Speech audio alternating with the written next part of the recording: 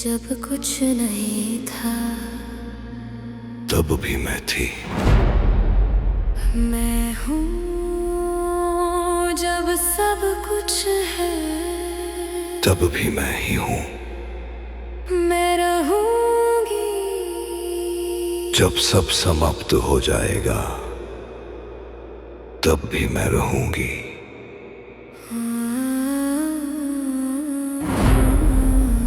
ये वाणी किसी स्त्री की नहीं है, ये वाणी किसी देवी की नहीं है। ये वाणी उस शक्ति की है जिससे देवी भी जन्मी है, जिससे देव भी जन्मे हैं, जिससे यह संपूर्ण सृष्टि जन्मी है। ये वाणी है महामाया की।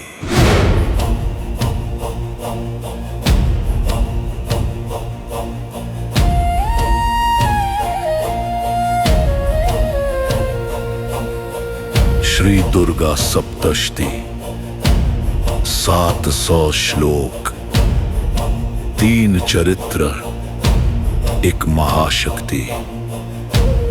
ये ग्रंथ नहीं है, ये शस्त्र है, ये ढाल है, ये वो अग्नि है जो अंदर के अंधकार को जलाती है। और आज इस पहले अध्याय में तुम्हें एक सत्य सुनाया जाएगा, वो सत्य जो तुम जानते हो, जो तुम मानते नहीं।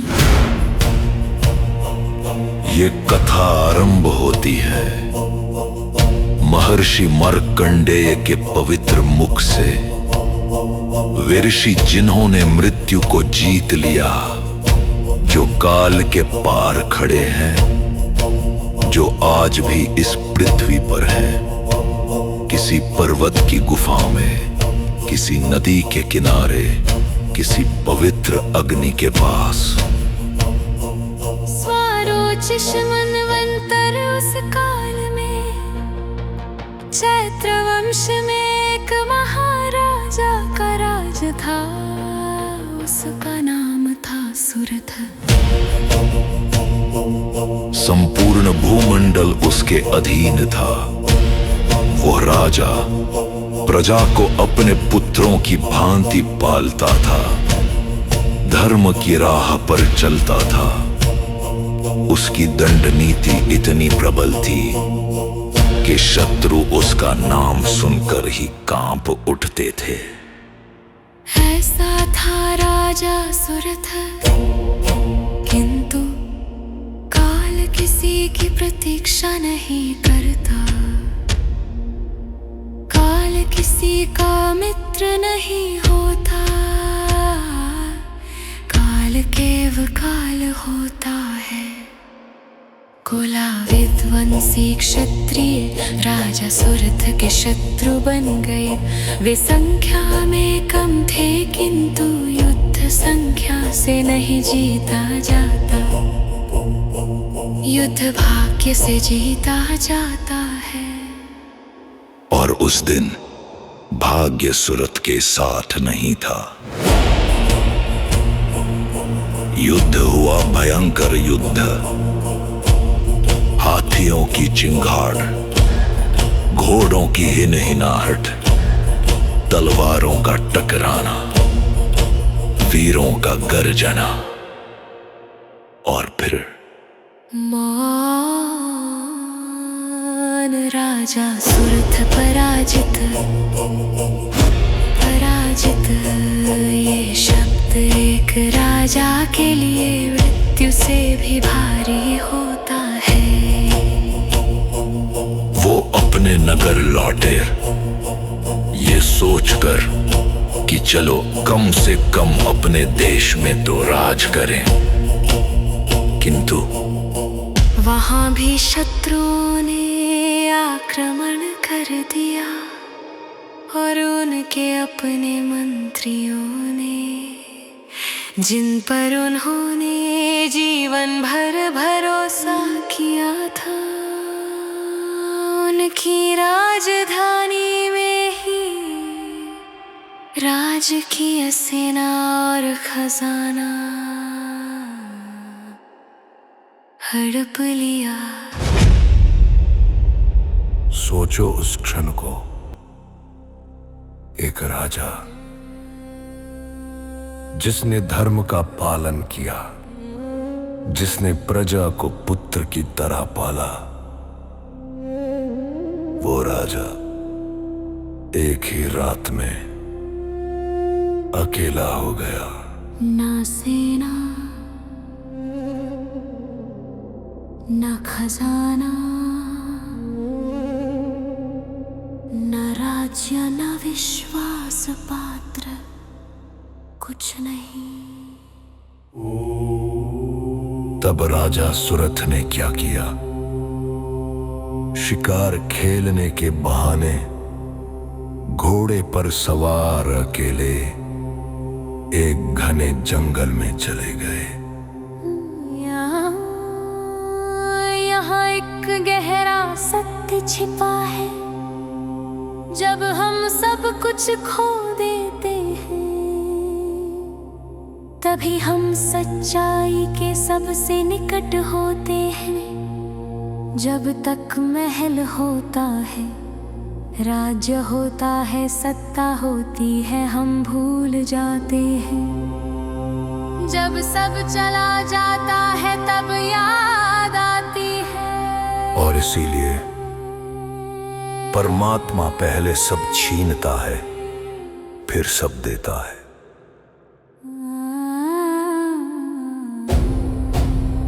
उस घने वन में राजा सुरथ को मिला महर्षि मेधा का आश्रम। क्या अद्भुत दृश्य था वो, जहाँ सिंह और हिरण एक साथ बैठते थे, जहाँ बाज और कबूतर एक ही वृक्ष पर बसेरा करते थे। यज्ञ की सुगंध, वेद पाठ की ध्वनि, महर्षि मेधा ने राजा का सत्कार किया। किंतु मन को विश्राम कहाँ मिलता है? आश्रम की शांति के बीच भी राजा का मन भटकता रहा। पूर्व काल में मेरे पूर्वजों ने जिसका पालन किया था, वो नगर आज मुझसे रहित है। मेरे दुराचारी भृत्यगण उसकी धर्म पूर्वक रक्षा करते हैं या नहीं? वो मेरा प्रधान हाथी जो रणभूमि में शूरवीर था, अब शत्रुओं के अधीन होकर न जाने किन भोगों को भोगता होगा। जो लोग मेरी कृपा और धन पाकर सदा मेरे पीछे पीछे चलते थे, वे निश्चय ही अब दूसरे राजाओं का अनुसरण करते होंगे। वो खजाना जो अत्यंत कष्ट से जमा किया था, उन अव्ययी लोगों के हाथों खाली हो जाएगा। ये पीड़ा केवल राजा सुरथ की नहीं है, ये पीड़ा तुम्हारी है। ये पीड़ा हर उस मनुष्य की है जो किसी ना किसी चीज से आसक्त है। क्या कभी ऐसा नहीं हुआ कि तुम जानते थे ये रिश्ता दुख देता है, फिर भी नहीं छोड़ पाए? ये पद, ये धन, ये नाम क्षणिक है, फिर भी उसकी चिंता में रातें जागते रहे।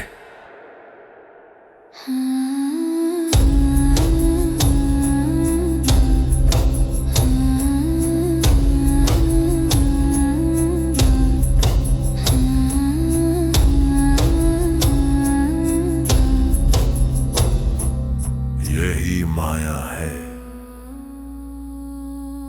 ये माया कोई बाहरी शत्रु नहीं है, ये भीतर बैठी है हमारी सांसों में, हमारे सपनों में, हमारे प्रेम में। उसी आश्रम में एक दिन राजा सुरथ की दृष्टि पड़ी एक वैश्य पर। एक अधेड़ आयु का पुरुष, चेहरे पर दुख की गहरी लकीरें, आंखों में अजीब सी खालीपन, जैसे कोई भीतर से टूट गया हो। राजा ने पूछा, भाई तुम कौन हो? क्यों इतने शोकग्रस्त दिखाई देते हो? राजन, मेरा नाम समाधि है। मैं धनिकों के कुल का वैश्य हूं। किंतु मेरे अपने स्त्री और पुत्रों ने धन के लोभ में मुझे घर से बाहर निकाल दिया। मेरे विश्वसनीय बंधुओं ने, जिन पर मैंने जीवन भर भरोसा किया, मेरा ही धन लेकर मुझे दूर कर दिया। इसलिए दुखी होकर मैं वन में चला आया। यहाँ रहकर भी मैं ये नहीं जानता कि मेरे पुत्रों की, मेरी स्त्री की कुशल है या नहीं। वे मेरे पुत्र क्या सदाचारी हैं अथवा दुराचारी हो गए हैं। ध्यान से सुनो इस वैश्य की पीड़ा को। जिन्होंने उसे घर से निकाला, उनके लिए वो चिंतित है। जिन्होंने धन लिया, उनके लिए हृदय व्याकुल है। ये कैसी बेड़ी है? ये कैसा बंधन है? राजा सुरथ ने पूछा, जिन लोभी स्त्री पुत्रों ने तुम्हें घर से निकाला, उनके प्रति इतना स्नेह क्यों? आप सही कहते हैं,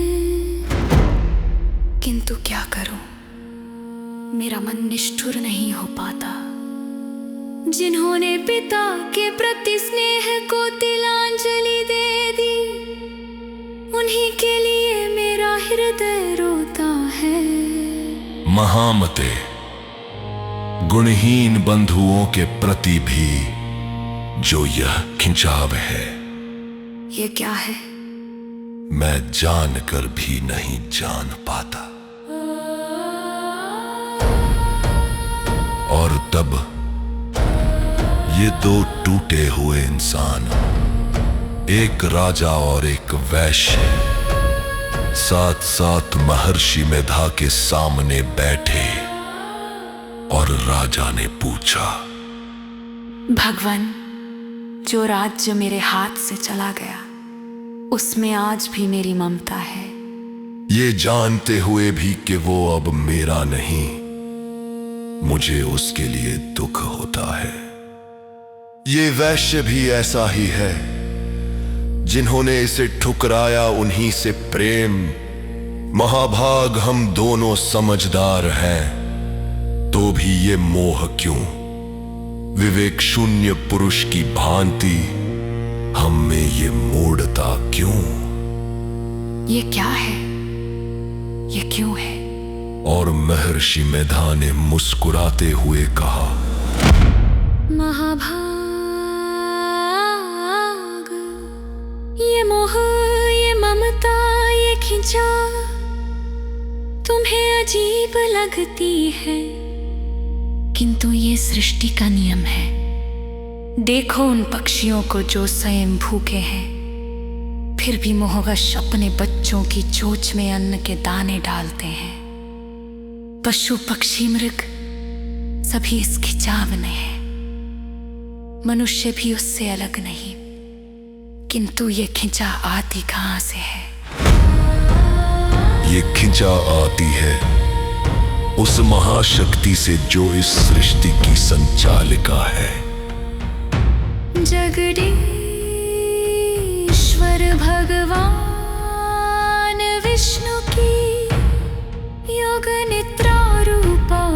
जगती महामाया।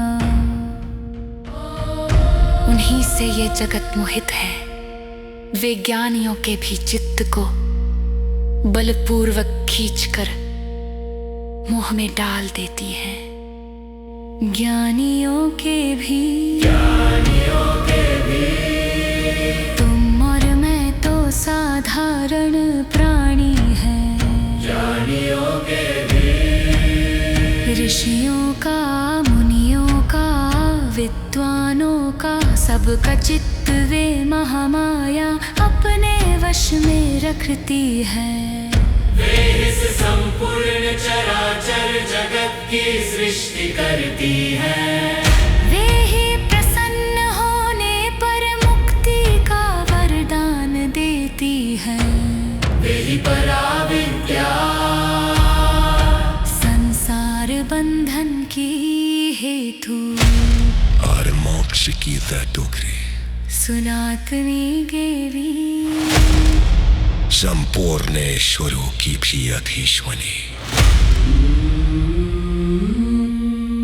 जब तक महामाया को नहीं जानोगे, तब तक ये संसार नहीं समझोगे। जब तक महामाया की उपासना नहीं करोगे, तब तक मुक्ति का द्वार नहीं खुलेगा।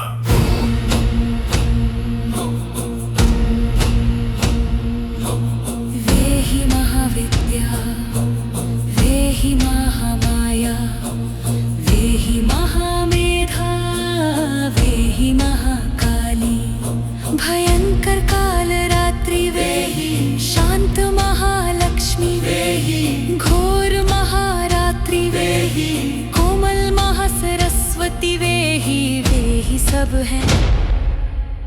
राजा सूरत ने पूछा, भगवान, उन देवी का आविर्भाव कैसे हुआ? उनके चरित्र कौन कौन से हैं? वो सब मैं आपके मुख से सुनना चाहता हूं। ओम नमः चंडिकाय, ओम नमः चंडिकाय। ऋषि बोले, राजन सुनो, एक ऐसे काल की बात है जिसे काल भी नहीं जानता। कल्प का अंत, जब संपूर्ण जगत एक कार्णव में निमग्न था। एक कार्णव, एक ही जल, अनंत जल, आकाश नहीं, पृथ्वी नहीं, पाताल नहीं, केवल जल। और उस अनंत जल पर एक शेषनाग, अनंत फनों वाला, जिसकी सांस में कालकूट था। और उस शेषनाग की शैया पर लीन थे जगत के एकमात्र स्वामी भगवान विष्णु, योग निद्रा में।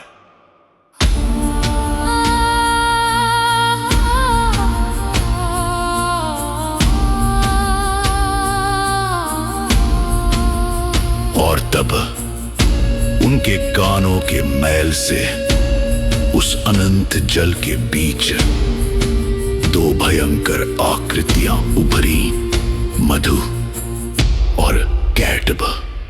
दो महाबलशाली, दो महापराक्रमी, दो महाभयानक असुर जन्म लेते ही उनकी आंखें क्रोध से लाल हुई। और उन्होंने देखा भगवान विष्णु के नाभि कमल में बैठे हुए ब्रह्मा जी को। और उनके मन में एक ही विचार आया था ना, ब्रह्मा जी को खा जाना। ब्रह्मा जी ने देखा उन दोनों को, उनकी लाल आंखों को, उनके भीतर के इरादे को, और उन्होंने देखा कि भगवान विष्णु गहरी योग निद्रा में हैं। क्या करे? सृष्टिकर्ता असहाय थे। जो स्वयं ब्रह्मांड बनाते हैं वे आज असहाय थे। किंतु असहायता में भी एक रास्ता होता है, एक ही रास्ता, प्रार्थना। ब्रह्मा जी ने एकाग्रचित्त होकर भगवान विष्णु को जगाने के लिए उनके नेत्रों में निवास करने वाली युग निद्रा का स्तवन आरंभ किया। जो इस विश्व की अधीश्वरी है, जगत को धारण करने वाली, संसार का पालन और संहार करने वाली, तेजस्व रूप भगवान विष्णु की अनुपम शक्ति।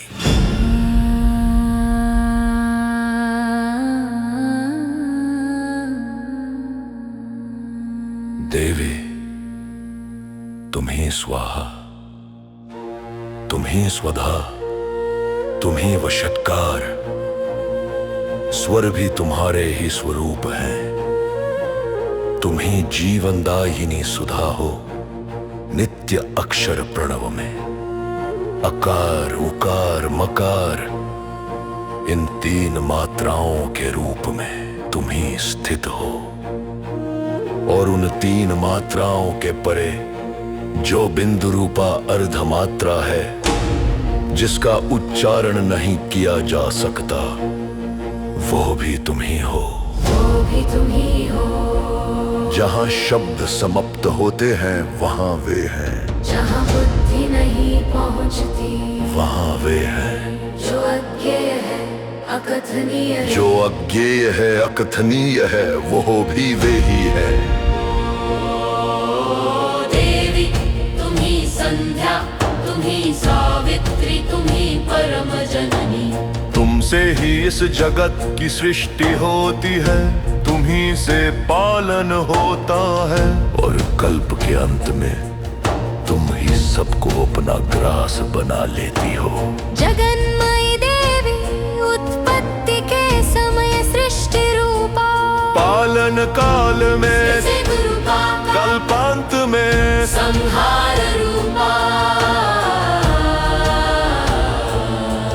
तुम ही महाविद्या, तुम ही महामाया, तुम ही महामेधा, तुम ही महास्मृति, तुम ही महामोह रूपा, तुम ही महादेवी। भयंकर काल रात्रि, तुम ही महारात्रि, तुम ही मोहरात्रि, तुम ही श्री, तुम ही ईश्वरी, तुम ही तुम ही बोध स्वरूपा बुद्धि। लज्जा, तुम पुष्टि, तुम तुष्टि, तुम शांति, तुम क्षमा, तुम महडाग्री, तुम शूलधारिणी। गदा चक्र शंख धनुष ये सब तुम्हारे अस्त्र हैं। बाण भुषुंडी परिघ ये भी तुम्हारे हैं। और तुम सौम्य भी हो, तुम सौम्यतर भी हो। जितने भी सुंदर पदार्थ हैं इस सृष्टि में, उन सब से अधिक सुंदरी तुम हो। परे और अपरे सबसे परे रहने वाली परमेश्वरी तुम ही हो। कहीं भी सत असत रूप जो कुछ है, और उन सब की जो शक्ति है वो तुम ही हो।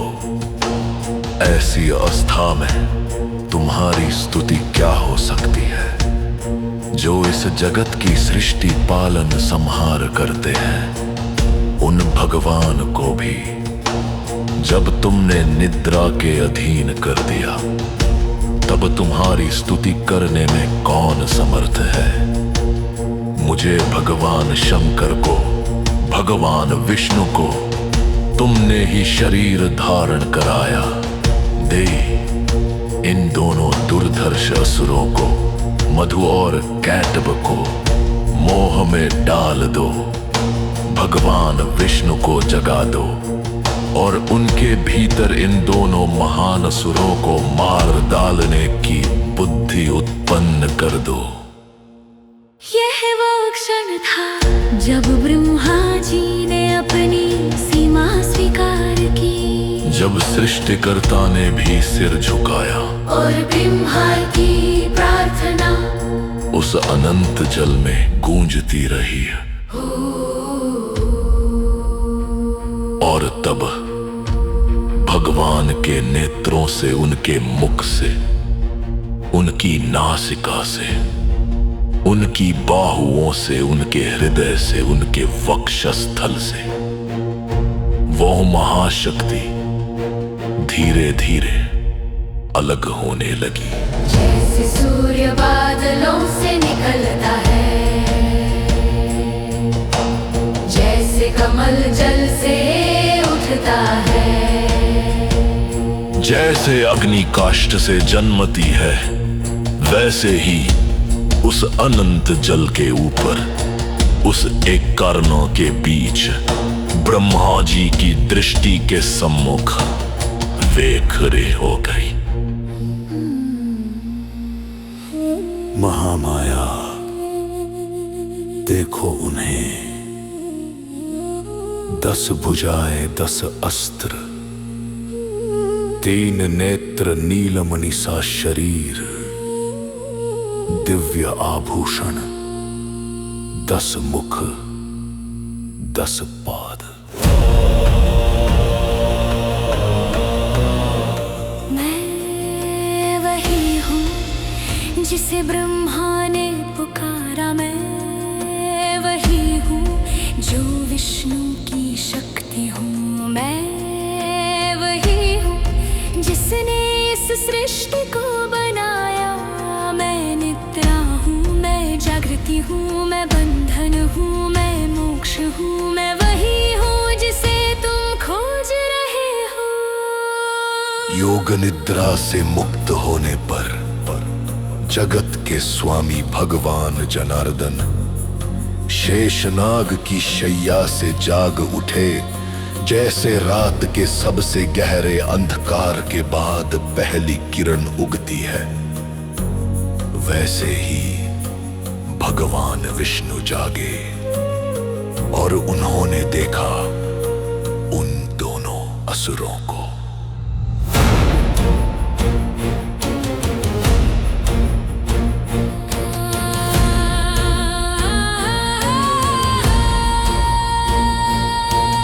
वे दुरात्मा मधु और कैटभ अत्यंत बलवान, अत्यंत पराक्रमी, क्रोध से लाल आंखें ब्रह्मा जी को खा जाने के लिए उद्योग करते हुए तब भगवान श्री हरि उठे और उन दोनों के साथ 5000 वर्षों तक केवल बाहुयुद्ध, 5000 वर्ष बिना शस्त्र बिना अस्त्र, केवल अपनी भुजाओं से। वे दोनों असुर भी उन्मत्त थे, बल के घमंड में, शक्ति के अहंकार में। किंतु इधर महामाया ने भी उन्हें मोह में डाल रखा था। जो दूसरों को मोह में डालने आए थे, वे स्वयं मोह में पड़ गए। यही महामाया का खेल है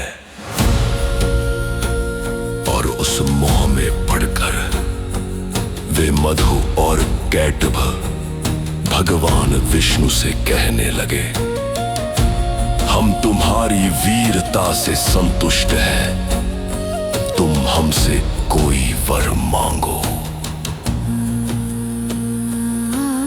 और भगवान श्री हरि ने मुस्कुराते हुए कहा, यदि तुम दोनों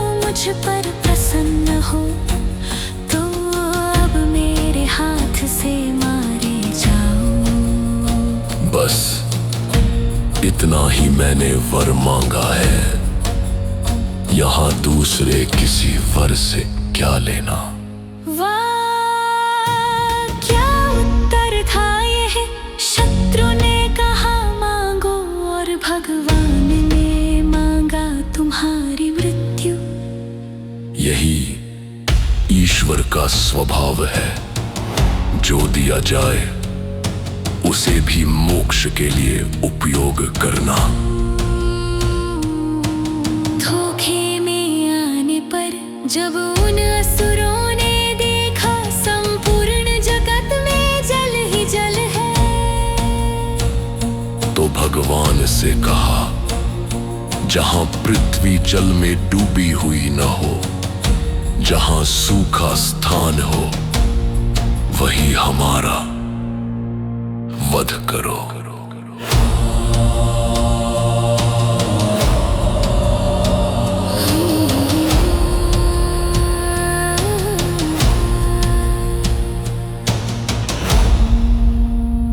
और भगवान ने तथास्तु कहा।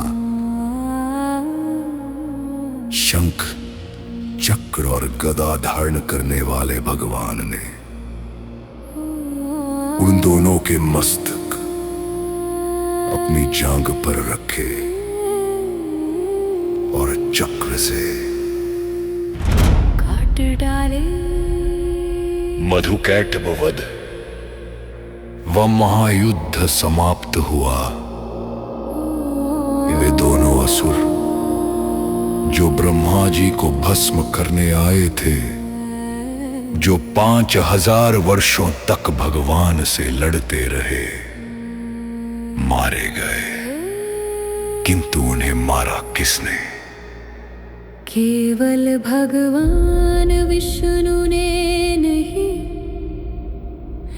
उन्हें मारा उस महाशक्ति ने, जिसने ब्रह्मा जी की प्रार्थना सुनी, जिसने भगवान विष्णु को जगाया,